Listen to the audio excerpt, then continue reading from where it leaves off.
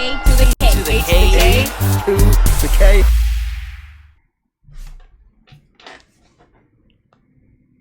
Hello, one and all. Welcome to the A2theK Wrestling Show, and welcome to the Royal Rumble Rewind, Anthony. Rewind. I mean, so you voted. You did. We put it on socials. We asked you. We put a big tournament out there. I say we. I used the Royal we. Carl did all the work. We put the tournament out there, Carl. People were able to choose which was the best Rumble. It was a fascinating bracket, to be fair. Indeed. It's interesting seeing some people's controversial choices. And it's important to point out as well that this was the second best Rumble bracket, because we know 1992 is not ever going to be beaten. It's not to be fucked with. Yeah, you don't fuck with 92 Rumble, right? So we made a bracket up of all the remaining ones. And Carl was quite clear. 92's at the top, so this is to vote for the second best Rumble. So everyone understood that. And we ended up coming out with 2001. 2001. And it was a respectable choice. I know, shout out to Cheap Pop Wrestling as well. They dropped us a message, obviously having to choose between 2000 and 2001. It was very tricky. But yeah, that's the way the cookie crumbles, as they say. It is. We've ended up with 2001 as our Royal Rumble Rewind winner. If I was Jonathan Ross, that would be a fucking nightmare. Yes. That's all I'm saying. So, should we get into it? Imagine it being a guy doing the subtitles, man. That would have been a real challenge. Should we get into it? We can. So let's talk about it. 2001, Anthony. I will say, right from the off, there's something about watching a rewind. Like, this might sound a bit daft, but it has a similar hype to, like, oh my god, that person's back, because you've not seen a lot of these people. You've just not seen them in the ring in that long. Yeah, it's like it's almost like it has that similar Rumble feeling. Like, everyone was a surprise entrant. I know that weren't the case, but like, I've not seen these guys in that long. That was awesome. Do you know what? It's a fantastic point. Like, I just love watching old wrestling stuff. Like, yeah, it's a real strong statement. Yeah, and again, I like with the t-shirt. old wrestling stuff. That old wrestling stuff stench, you know. Musty. But we were chatting before about the video package that opened the event, and it felt big. It felt like a big monumental occasion, wasn't it? Well, I think that's probably a good place to start, because you love this, and like, this is something that it is massively absent now. Where's the hype? Where's the hype package? Exactly. A literal hype package. Exactly. Like, you know, typically for Rumbles now, we just get someone's gonna win and go on to WrestleMania, and then like The Weeknd plays or something, because he's like all the things. That's it. Okay, that's my impression of The Weeknd. By the way, indeed. So yeah, I don't know. I feel like it's kind of lost a bit of a step there. So it was nice to see, obviously, the big build, but it wasn't even just for like at the start of the show. I felt like every match on the card had a decent promo package segment. Hang on, I need to adjust this. Taller, damn it! Stop challenging me. Fucking hate. But yeah, so every single match had a nice little promo package as well, which again is super handy when you're watching it however many years, you know, in the past. So first match kicking that was the feud. That was very useful for that. Yeah. But we kicked things off. First match on the card was Edge and Christian, the defending tag team champions, taking on the Dudley Boyz. I mean, come on, how can you not go? Like, this is just two of the best tag teams to ever grace WWE. Two of the best happened to be in a match in 2001. Yeah. Fucking and boss. Again, I'm gonna say it every single time because I'm proud of us, damn it. But you're just like, is Steve on? Yeah, him on the show. Yeah, that's cool. That is cool. You know what I mean? Like, we don't get to see him wrestle often, you know, and stuff anymore. So just seeing him and just be like, God, he was cool. God, he was a cool guy. He's a nice guy as well. So just a straight up gentleman as well. Exactly. And Papa was there. Just a straight up. He's probably a gentleman as well. We don't know, to be fair. We've heard some things, but I mean, our friend Tony Knox has shared an elevator with the man. He has. And with Hulk Hogan as well, and farted in said elevator. So fair play to Tony. I mean, you've only got one opportunity to fart in an elevator with those two guys, so you take it, don't you? You definitely take fair it. Play to Tony. Fartamania has run him wild. But this match was awesome, and you know what I really liked about this match? Throughout, the fans, and I feel bad for the Dudleys because they don't get the respect they deserve for just how good they are in the ring. Like, about fucking 30 seconds into the match, all the fans were going, "We want tables," and just begging them to get the tables out. And I get it, that's the gimmick, they put people through tables. But as we know, tables are nice and soft to land on, so it just makes sense. See what you did there? Watch the news. That's what we call a throwback. what we call? Well, it's probably better. Maybe a reference, because reference. It's not. I mean, I suppose it is technically throwing it back because you did it a minute ago. Throwing it back to the reference. But so the fans tried to kind of not sabotage the match, but they really wanted tables. And there was a point in this match where he did, Devon, get the tables. I mean, he goes out to maybe get they were just there with food and drinks and stuff, and like, God, come on, guys, we want tables. But yeah, Devon stood out, went to get the tables, and he basically got stopped from getting them, and we didn't see any tables in this match. So fair play. Maybe looking at it through the lens of today, it's kind of refreshing. Yeah. Like you say, let's just have a match. Exactly. You know, I'm pretty sure at the time we were there going, we want tables. But you know, yeah, and it's mad as well seeing, and there's no disrespect to Christian, but mad seeing Edge, considering what he went on to do and achieve, like obviously this is main like event level. This isn't really peak Edge, is it? No, so it's mad. He wasn't even rated R yet. He was probably rated. Well, it was even PG. I don't know what the fuck it was rated. 12, eh? I don't know. What's trying to think of a reference, like over the bra stuff or whatever you can get away with. But what I thought was even more mental is they announced them as Christian and Edge. Like, when's that ever been a thing? It's always Edge and Christian. It's like, so that brief moment they thought maybe Christian and Edge, and I was like, okay, yeah, maybe they thought Christian would be the breakout star. And was like, it's interesting. I think there's always a strong argument with both of these tag teams where you go, Bubba was the breakout star and Edge was the breakout star, but I don't really class any of them as breakout stars because they all went on to have really good fucking careers. They did. They all had their own runs at different points in time, I think. WWE wise, Devon was the breakout star. Let's be honest. Well, I mean, the draft told us that, didn't it? Yeah. But Bubba went on and broke out in Impact. Yeah, Bully Ray. Yeah, Bully Ray in WWE. Had a hell of a fucking run, and his back having a run. But you know, as far as WWE goes, the one who broke out of those two was actually Devon. Yeah. But they're all like had really good careers, so you couldn't really call anyone a breakout star. No. You know, arguably Edge was more successful in WWE than Christian. Yeah, arguably. But we're still talking about two world champions here. Yeah, it makes you think in today's like lack of tag team division. But like you think about people who might end up breaking out. We talk all the time about the Street Profits, and fair play to Dawkins. He stepped up his game. Everyone's always about Tez, aren't they? Oh, Montez is going to be the guy. Well, maybe it could be Dawkins based on like recent stuff. But yeah. If you look at that, and obviously Gable and Otis, like, well. Do you know what funny? Like, it's a bit of a random throwback reference, but we talked about this before. Like, the Iconics were split up, and everyone expected it to be. Was it Peyton Royce she was at the time? Cassie Lee? Yeah. And it wasn't. No, it's Billy Kay or Jessica McKay, who we... I don't know, it was quite short-lived because they both ended up not in the company anymore. Yeah. And went back to being the inspiration because I thought they were fantastic tag teams, so I was made up with that. But as far as solo stars, Billy Kay had the better shout. Exactly. So you never know. You never know how it's going to go. Massively deviated from this 2001 Rumble. How did we end up talking about the Iconics? I do not know. But this match was somewhat iconic. Yeah, solid match. Good match. And really good opener. Dudley's won, new tag team champions, so straight away, you know, the shit's going down. Did you do that, Dudley? Maybe. Nice.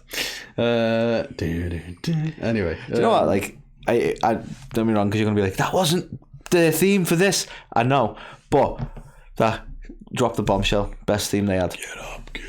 Fucking quality. That was boss. That was back when they were doing licensed music for fucking everything. Yeah, like, let's get abandoned. So they didn't have that theme, but they'd not long introduced the thing. We know where they'd send the firework. Oh yeah. It was still dropping the bombshell. Yeah. Quality times.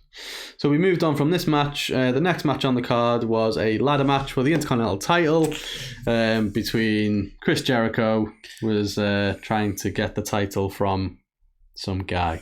No, Chris Benoit, the defendant. People like to scrub Benoit from history, and obviously, you know, what he did was horrendous, and we won't go into the sort of tragedy there. But again, a fantastic match. You can't, like, they both. Do you know what? Both worked fantastically together, and he was a fucking technician in the ring. I'm surprised this doesn't get referenced more when people talk about ladder matches. Like, it's always like fucking Razor and Shawn, or, you know, stuff like that. Do you think a level of it though is it doesn't get talked about because it's Benoit, isn't it? Maybe, but even before stuff happened, I don't think anyone was ever going on about this as one of the great ladder matches. I just wondered if, like, maybe it would have gone on to be, but people now deliberately don't watch it back so it doesn't. Maybe. I mean, you know what I mean? Like, yeah, it definitely doesn't get brought up, does it? That's to be fair. But this was awesome, and to be fair to the two of them, it's mad seeing Jericho back in 2001 as well. Obviously, knowing what he went on to do and be. Not looking like Mickey Rourke. Come on. Savage. But have you seen somebody put up a thing of like him interacting, like throwing a punch at Mickey Rourke in some spot they were doing? Oh yeah, it's like Jericho fighting his future self. People are savage. I like Jericho still. I like Mickey Rourke too, so I don't know why I'm saying it like that, as though like it's the worst comparison. But it was just so good. There was different like ladder spots in this that I don't think I'd ever even seen before. They found really creative ways. It's just twitching on camera. Yeah, sorry. You found like really creative ways to kind of use the ladder and stuff. Maybe if I climb it. Yeah, that's a good idea actually. But I don't think anyone's actually tried that yet. Again, they had an awesome video package, and I don't recall them showing and having to prove to each other that they could climb a ladder.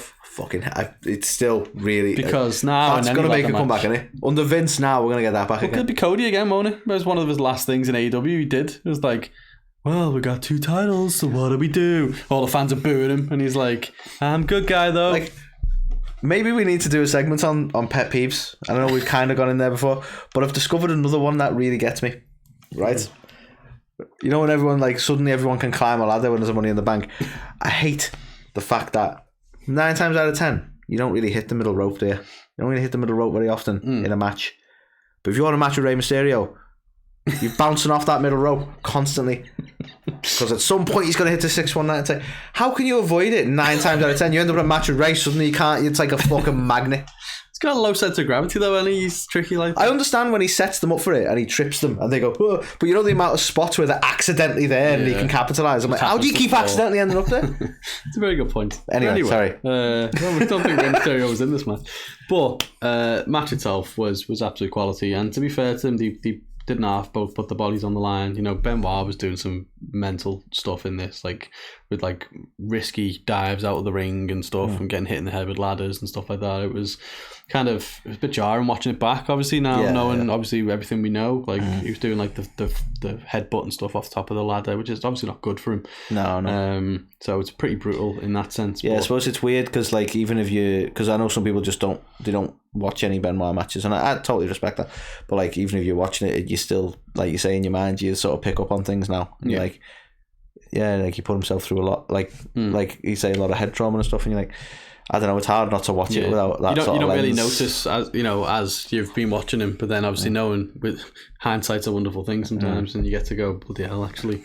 But to be fair, it's a shame it can't be talked about that much anymore as a ladder match, because thoroughly great match between the two of them, and you can tell like they face each other for years, from Japan to Mexico to fucking WCW days, and then obviously putting on probably their biggest like showcases. In all fairness, and so really good match. Shame that obviously we can't. Do you not think? Let's talk about this for a sec though, because they normally, you go from a solid opener and you cool down a bit. But this was all rise, man. It was all right. Blue, British pop band from back when that no one will probably get the reference to. Oh, they'll get it. They'll get it. But yeah, it's a very fascinating point, which is why following this. Yeah.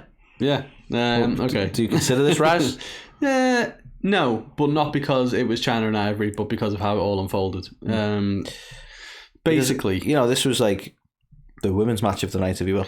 It was, and to be fair, for them to actually get matches on pay-per-view and stuff, I mean, it was 2001. Was pretty big, and I'm a massive Ivory fan. To be fair, I think she is fantastic. She's one of the I suppose not enough respect gets put in her name in all not fairness. at all. Even all the way back in the Glow days, and then obviously coming through to be one of the fucking, the breakout stars of the lack of women's division, to then the stuff she did with Right to Censor. And all fairness, she was, like the Right to Censor stuff was very different for what they were doing with women's wrestlers. Yeah, and she was brilliant. She was like the mouthpiece for it, her and Stevie Richards. Yeah. But obviously in this, she was part of Right to Censor. But the reason why I don't think it went up or anything from the ladder match was because the whole story around this was really bizarre.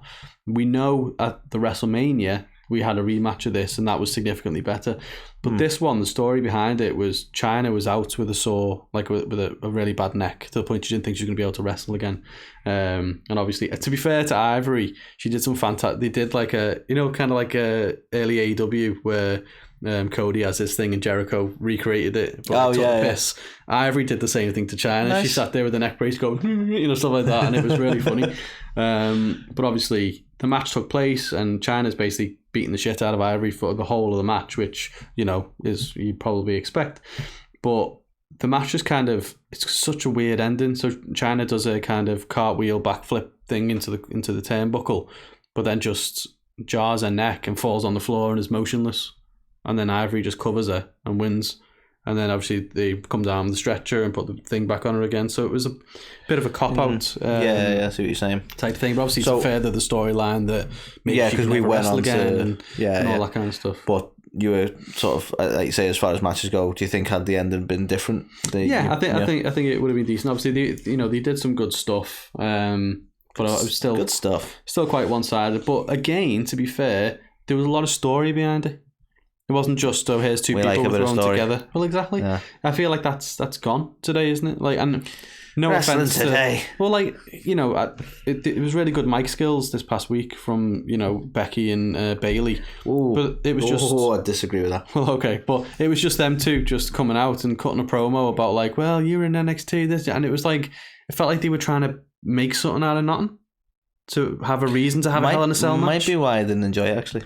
You know what I mean? Whereas, like, you could tell that this had been built and considered and thought about, and that's lacking, especially in the women's division, I think, today. Agreed. But, I found it, like, we're talking about the whole Becky thing, I found that rather awkward, to be honest. Yeah, I mean, it wasn't one of her finest, but, they came out and they took little jibes at each other and did women references and stuff, and tried the best. Did what it needed to do. It was pretty flat in terms of building a story. I after watching that, I'm not like, these two, the only way to sell this is in the cell. Yeah. It's like, not really. Yeah. Maybe in a match. Yeah, just any normal match. But we then moved on though, Anthony, from that into Kurt Angle versus Triple H. Quality match. And there was a really interesting subplot to all this stuff going on. This is when Vince had Trish Stratus as like his little lapdog kind of thing, but also basically was kind of seeing Trish Stratus. And Triple H and Steph were kind of the good guys in this. Which was weird to see. Yeah, I don't think they ever. This is no disrespect to them because they did a reasonable job, but they've always been much better bad guys. Yeah, like I always think back and like to the McMahon Helmsley era and all that, and just remember them as heels all the time. Yeah. So I was just like, God, I forgot that these guys were good guys for a bit. I think when you look at the legacy, it's like, so you drugged your boss's daughter and took her to Vegas and married her without consent. Yeah. I mean, there's a few things like that. There's loads of like weird, like looking back, you're clearly not the good guy in these stories kind of stuff that you go, well, you kind of used to him being a bad guy, and he was a fantastic bad guy. I don't know what you classed him as with DX. They were the rebels. Yeah. They weren't always the faces necessarily. No, early DX, they were the good guys, weren't they? They were the anti-establishment kind of stuff. But I don't know. For me, it's like you say, you always remember them more fondly as like being the bad guy. Yeah. And Triple H has always historically been a really good bad guy, so yeah, it is kind of strange them being faces. And again, they did a respectable job. Yeah, but that's what I mean. Our pal Kurt there used to expect him to be the good guy. Well, exactly, they were fine. And like, I remember stuff leading up to this as well. I think it was around the same time, but I remember a segment where Trish Stratus was asking Triple H to show her like a wrestling move or whatever, and Stephanie walks in and basically Triple H has got Trish bent over like that, and he's just like, what? What it looks like and stuff. So there was funny things around this time, but essentially in this storyline, this was when Vince is like, Vince and Trish are together, and for whatever reason, Trish comes out with Kurt Angle as part of this to be in his corner, and Stephanie comes out to be in Triple H's corner, and you get like a weird kind of, well, not weird, but you get like a cat fight between Steph and Trish, and it's like undertones, and then they all get ejected and stuff like that. But ultimately, at the crux of it, you've got one of the best technical wrestlers in the world in Kurt Angle, who again, Carl, I'm going to do it, who's we've had on the show and is a great guy. Nice. Against Triple H, who was not in his prime. Maybe. Was he in his prime? But he was shit hot at this point. Trouble is, he's had such a long career that you go, well, what was his prime? Yeah, it is. As far as a wrestling technician goes, I would say he probably wasn't. In all fairness, but like, I don't know. Yeah, Just... but he was like, he was main event level before he became the Reign of Terror. Do you know what I mean? It was like, so technically, because obviously the following year, 2002, is when he came back at the Rumble, and do you remember that? Remember that? Yeah, Cody Rhodes does. That's why he's basically copying. Except a lot more Cody. But yeah, all in all, it was a really, really good match, and Kurt Angle came out retaining the belt. So yeah, solid match. Love it. Which then leads on to, Anthony, the Royal Rumble. Obviously, the highlight of any Rumble is the actual match itself. Indeed. And rightly, it went on last. Because obviously in some of the later Rumbles, we'd have a championship match following the Rumble, which I've never thought it never worked. It was always a bad idea. No. So coming out at number 1 was Jeff Hardy. And coming out at number 2 was Right to Censor's Bull Buchanan, which was kind of... Okay. Maybe not the best foot forward. I always remember him fondly as B squared myself. Yes. I actually put him on TikTok today. So he was part of the Truth Commission. Then he was Big Boss Man's sidekick for a bit. Then he was in Right to Censor. Then he was B squared. And do you know what he does now? He's a police officer. So he's always... The more you know. Bar the B squared stint. Yeah, he's always been some sort of authority figure. Kind of. Interesting. But yeah, so Jeff Hardy. Now he really does censor. Bull Buchanan came out, had a little bit of a scuffle, and then out at number 3 was Jeff's brother Matt. So Matt Hardy comes out, they team up and get rid of Bull Buchanan, essentially, as you do. Next out was Farouk, who he was in less than a minute. Damn. So not a very big... I didn't even mean that. Bravo. That was just a genuine reaction.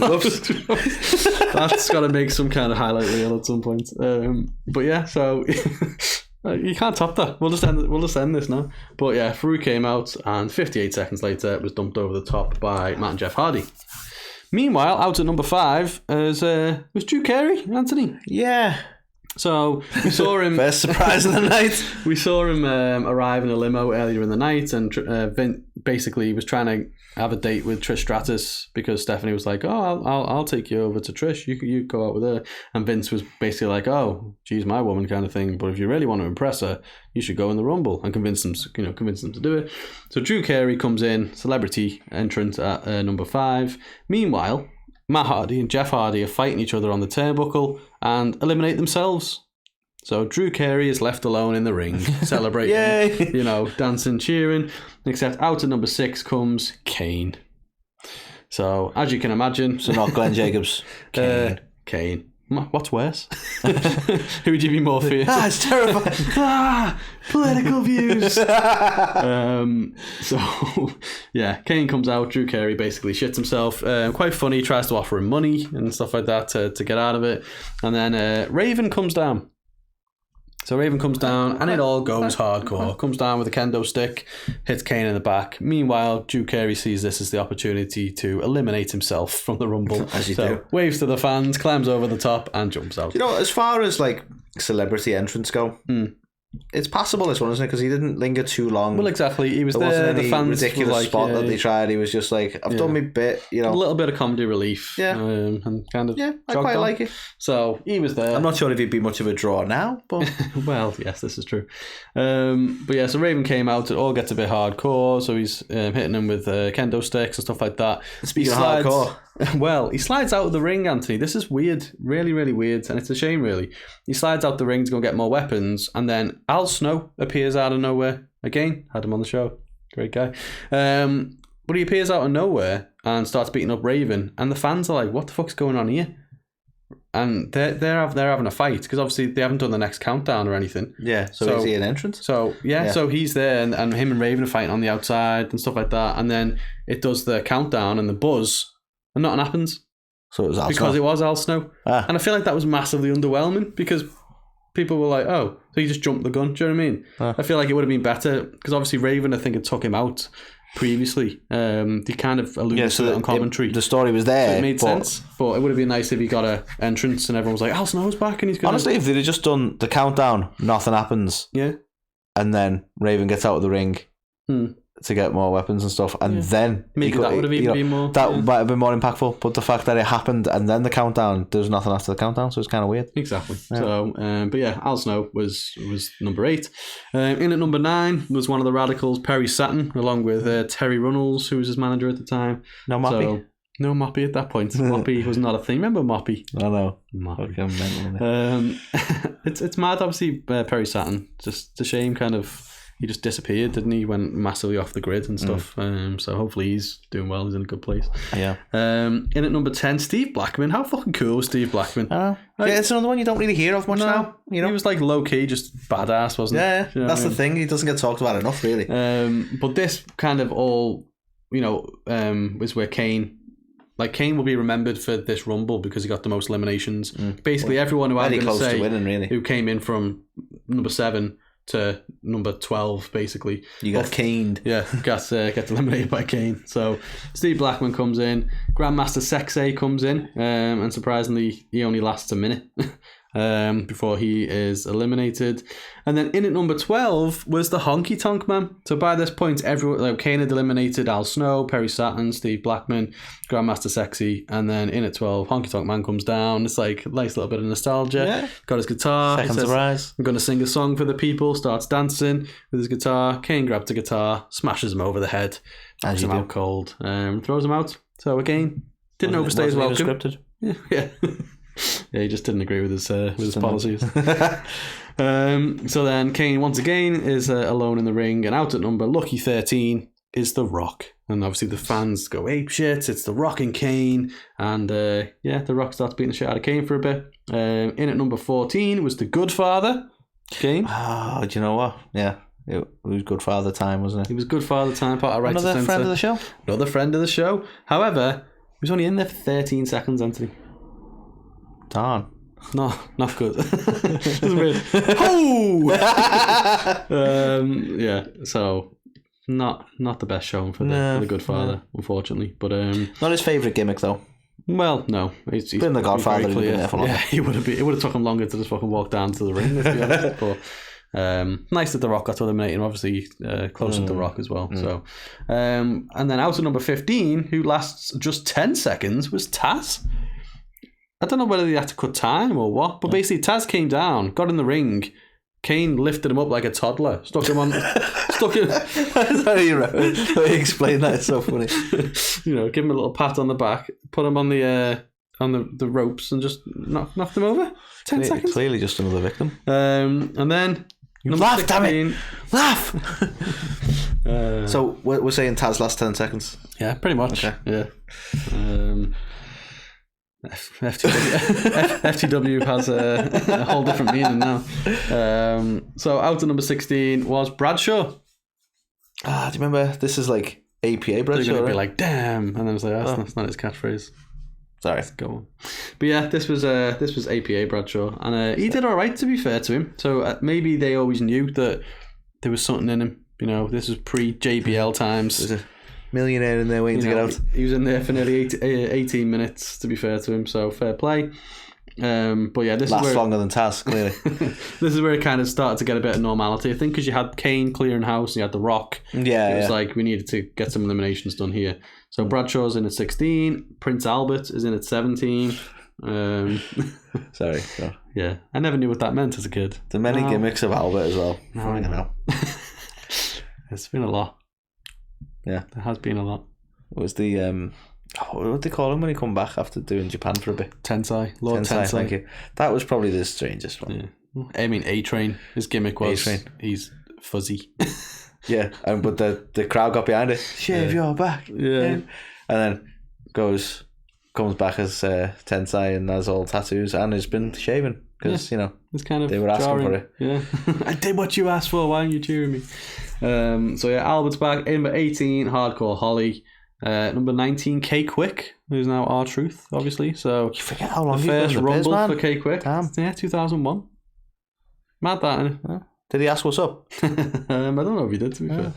But yeah, K Quick came in. Then Right to Censor's Val Venus. They had loads of them, didn't they? Right to Censor was Right to Censor's Val Venus. Not the real Val Venus. So yeah, they were there for a bit. 21 was William Regal. So obviously made up that he was in it, but Regal, man. only lasted 2 minutes. Because he got eliminated by... So you're saying Regal lasts longer than Taz? Just about. He's a man.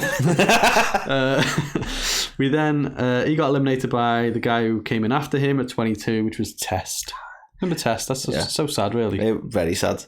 Remember the Union Underground track was going to be Test's theme music, wasn't it? Test.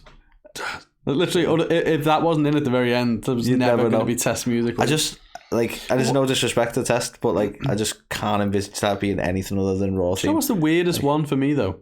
Wasn't MVP's song "I'm Coming" going to be for the Boogeyman? Yeah, that's why it starts with the 1, 2. You hear the clock ticking. But that was meant to be in reference to. Can you imagine the Boogeyman coming out to that? It wouldn't have worked, would it? What are they thinking? So depends. Did it come out the same way as MVP through that inflatable fucking archway?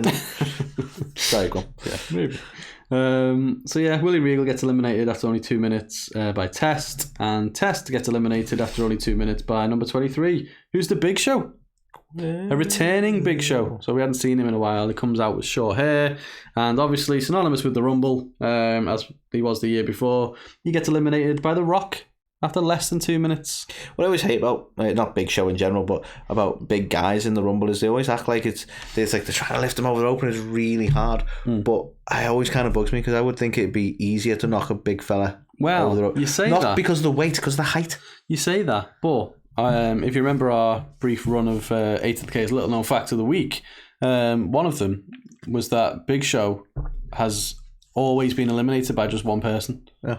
But they always do that bit when they're struggling to lift it. Oh, we need more guys. Well, exactly. And it's always that spot that they never get them out, but they always look like we all need to team up to get this giant guy. I was like, he's also really tall, so surely you trip over the ropes much easier than most. His ass is above the thing, so just be like, just have a good run up. His momentum will do the rest, man. I've got a plan. Sorry, go on. But Big Show comes back, obviously, and it gets quite a good reaction, which he didn't used to get towards the end of his career, bless him. And I say that he's still around, isn't he? But yeah, he gets dumped out after a minute and 23. No more BS, man. Number 24, Crash Holly comes in. I always like Crash. Shame, obviously, with him as well. In at number 25, Anthony Undertaker with his rolling. The streak we talk about a little less as well. The never being able to win a Rumble streak. Well, he won it once. I'm sure he did. 2007. Did we give him a win once? I don't think we gave him a win until. He had a really long streak. He won it. We'll finish it. I'm going to Google that. Next on Anthony Googles things. I'm pretty sure he won it, and he went up against Batista at WrestleMania and won the belt. You carry on. I'm going to carry on. I don't know if it was 2007, but I feel like it was. So this was quite funny. So basically by this point, we had Undertaker, Kane, and The Rock in. The Rock was... who came down and beat the shit... Oh, Austin came down, I think, and beat the shit out of The Rock. Or something. Who beat the shit out of The Rock? Someone beat the shit out of The Rock. I think it was Austin. So The Rock was on the outside for a good portion of it. But by this point, Undertaker and Kane was that right? I don't know. Oh. By this point, Undertaker and Kane had Let's just check my socials. Everyone. So in the ring are the Brothers of Destruction, and then number 25, number 26. You weren't just right. You got the right year as well. Scotty. Okay. I want to talk about it. I was like, yes, come on. It's almost like I did the brackets for this and saw who the winners were for every Royal Rumble. So I had a slight advantage. Whatever. But Scotty Too Hotty comes down, and instead of his little dancing selfie, he does a fantastic job, to be fair to me. He looks terrified. He's got to come down and get in the ring with Undertaker and Kane, and they just beat the shit out of him. So he's out in 47 seconds. Then in at number 27 is Stone Cold Steve Austin. Stone Cold comes down, and basically Triple H, I think, comes down and beats the shit out of Stone Cold. No, it can't be Triple H. Can it? Is it? I think it is Triple H. I don't really know. I think it's Triple H. So long ago. But basically busts open Steve Austin and everything. So he's basically getting twatted. Doesn't even get into the ring. Billy Gunn comes out at 28. He's the one. Billy Gunn at this point comes down. Not badass. Not badass. He's the one. Billy Gunn comes down, starts beating the shit out of people. In at number 29, Haku. Fucking Haku. Legend. Obviously, we hadn't seen him. The scary bastard himself. Hell yeah. He'd been in WCW as Meng, obviously. The man who, in real life, Did he bite off someone's nose? I think was the story. He's a terrifying He is a scary dude. fucking He's man. a terrifying dude. I think we need to do a segment on Haku because there's some fucking stories out, and you don't know which ones are true, but unfortunately some of them are. So that's terrifying. I'd rather not expose any that are, to be honest. To be fucking show up at our door. I mean, I'll take that. I was beaten up by Haku. That's awesome. No. Never seen it again. Yeah. It becomes a solo again. Yeah. And the man who drew number 30, which we knew in advance, was Rikishi. So everyone's in. I think it came down to The Rock, Austin, Kane, and someone else. I don't know if it was The Undertaker. It might have been. But Undertaker got eliminated by Rikishi with a super kick.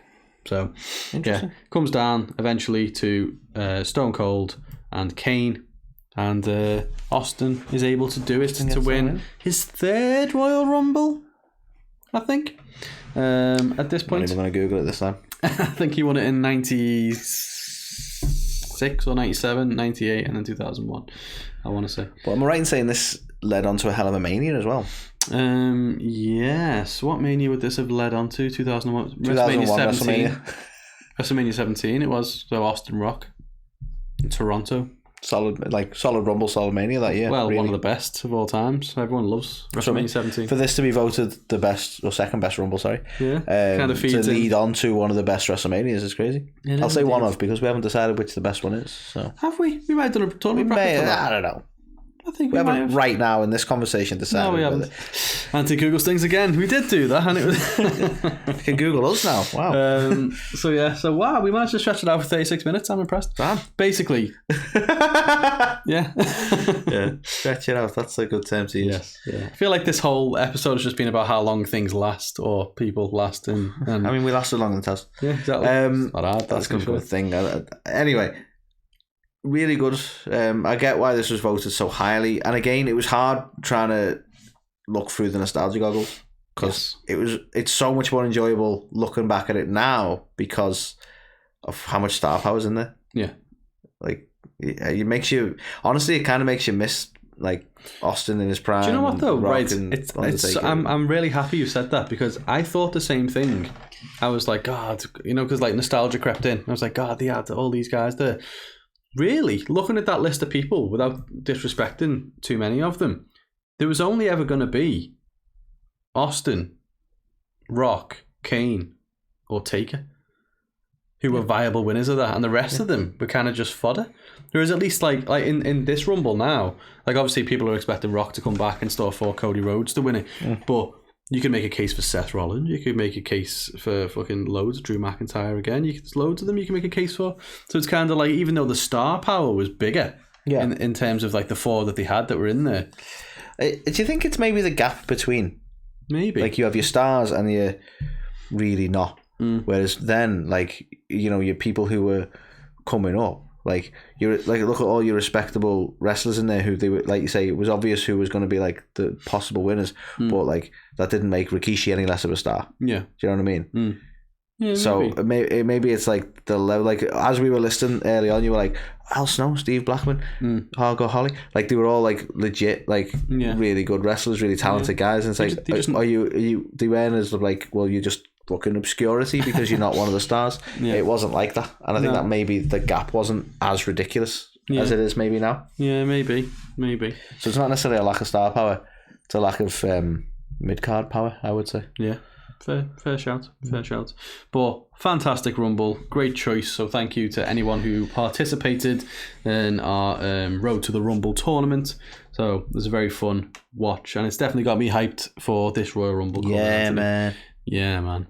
So more predictions are coming your way. Obviously, we'll be doing our prediction series, the first one of 2023 of this year. So look out for them for the upcoming Rumble, and we're going to watch it together, live, in person, in living colour, as we do. It's tradition. It's how the show was born, damn it. So, but yeah, I think you mentioned we also celebrate our anniversary soon. of the show, guys. Of the show. Obviously, we may have a little trip down memory lane at some point around that as well. For because funnily enough, we started the show on the back of a Royal Rumble. We did. So makes sense to revisit that a little. Indeed. Another fun-filled show. If you're watching us on YouTube, thank you very much. We just hit 2K subscribers, so thank you. And you're one of them. Not subscribed. God bless you. Well, we hope you are. If you're not, if you're watching us on YouTube and you're not subscribed, that's just insulting. Anthony, the subscribers are going down. Anthony, say something. Oh no! Dance.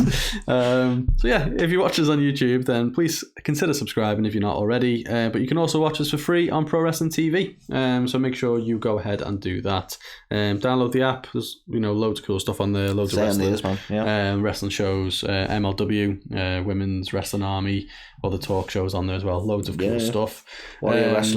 Warrior Wrestling, local company TNT, loads of cool stuff. Just keep finding different stuff all the time. And while you're watching that, why don't you enjoy a beer from our friends at Top Rope Brewing, where you can go to topropebrewing.com, get yourself 10% off with code A2theK10.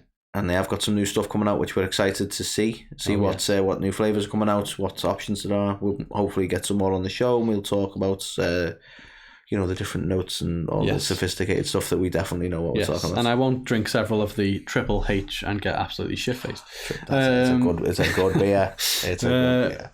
And obviously, t-shirt wise, we don't wear our merch, so you should. I don't know how that works, but until you do, we're not gonna. Exactly. Come on. But you can head over to Pro Wrestling Tees to find our stuff, as well as our newest designs from our friends Alt Wrestling Tees, who you can catch on Instagram at Alt Wrestling Tees. Another fun-filled show. We very much enjoyed taking a trip down memory lane. Indeed. Back to Rumble 2001. And we're very much looking forward to the Rumble, which is next week for some reason. But I'm afraid for this week, that's all she wrote. It is. And we will say goodbye.